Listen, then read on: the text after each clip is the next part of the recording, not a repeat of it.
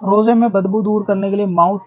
Wash کا استعمال کرنا کیسا؟ ماؤتھ فریشنر بھی ہوتا ہے، ماؤتھ واش روزے کے اندر استعمال کرنا یعنی کوئی ایسی چیز ہے کہ جس کو پانی میں ملا کر اگر کلی کرنی ہے صرف اور اس سے منہ کی بدبو دور ہو جائے گی تو اس کو استعمال کر سکتے ہیں۔ اگر صرف کلی بھر کا معاملہ ہے اور حلق میں اس کی کوئی ذرات نہ جاتے ہوں، پانی کا اثر یا ٹھنڈک وغیرہ کا اثر تو رہے گا، وہ کھانے پینے کے بعد بھی رہتا ہے، لیکن اگر ماؤتھ فریشنر ہے کہ وہ ایک طریقے سے پریس کیا جائے تو اس کے اندر کچھ ذرات نکل کے حلق کے اندر جائیں گے اور وہ منہ کے اندر اسپرے کیا جائے تو اس اسپرے سے روزہ ٹوٹ جائے گا کہ وہ حلق کے اندر ذرات جو ہیں وہ جائیں گے۔ لیکن اگر صرف کلی کرنے کی بات ہے ماؤتھ فریشنر سے ماؤتھ واش سے کلی کرنے کی بات ہے تو صرف کلی کرنے سے روزہ نہیں جائے گا، لیکن ایسے سامان سے بچے گی جس کے اندر ایسی مہک ہو کہ جو حلق میں محسوس ہو۔ باقی